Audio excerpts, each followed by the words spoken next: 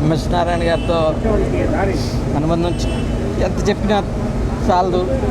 Bhimavaram engineering కాలేజీలో నేను లెక్చరర్గా పనిచేస్తున్నప్పటి నుంచి కూడా ఆయన భీమవరం కేజీఆర్ కాలేజీలో తెలుగు లెక్చరర్గా పనిచేసేవారు. ఈ అనుబంధం 30 ఏళ్ళది.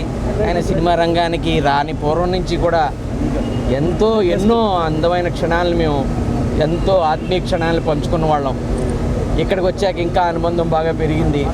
అలాగే వాళ్ళ ఫ్యామిలీతోటి, వాళ్ళ పిల్లలు నా పిల్లలతో సమానంగా వాళ్ళు ఎంతో ఆత్మీయత పంచుకున్న వాళ్ళం మేము. ఇప్పుడు ఎక్కువ మాట్లాడలేకపోతున్నాను నేను. ఒక మంచి వ్యక్తి, ఒక విద్వత్తు ఉన్న వ్యక్తి, చదువుకున్న వ్యక్తి, సినిమాల్లో ఎంత స్థాయికి వెళ్ళారో, ఎంత సక్సెస్ సాధించారో అదంతా మీకు తెలుసు.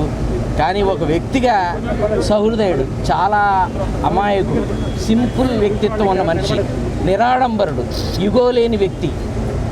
అది పెద్దవాళ్ళు, చిన్నవాళ్ళు, తెలిసిన వాళ్ళు, తెలియని వాళ్ళని కాదు. ఆయనతో పరిచయంలోకి వచ్చిన ప్రతి వాళ్ళు ఆయన్ని అంత ఆత్మీయంగా ఫీల్ అయ్యేలా చేయగలిగిన వ్యక్తిత్వం ఉన్న వ్యక్తి ఎంఎస్ నారాయణ గారు. వాళ్ళు ఆయన మన మధ్య లేరంటే అసలు ఏమి నమ్మబుద్ధి కూడా కావట్లా. నిన్నే రిలీవ్ అయిపోయారన్నారు, నిన్న బాగానే ఉంది, డిశ్చార్జ్ చేశారన్నారు. ఏంటో నిజంగా ఒక ఆత్మీయ మిత్రుడిని కోల్పోయాను. ఇండస్ట్రీ ఒక మంచి టాలెంటెడ్ ఆర్టిస్ట్ని కోల్పోయింది. ఆయన మిత్రులందరూ కూడా ఒక సహృదయ మిత్రుడిని కోల్పోయారు. కుటుంబం ఇంక చెప్పడానికి వీల్లేదు.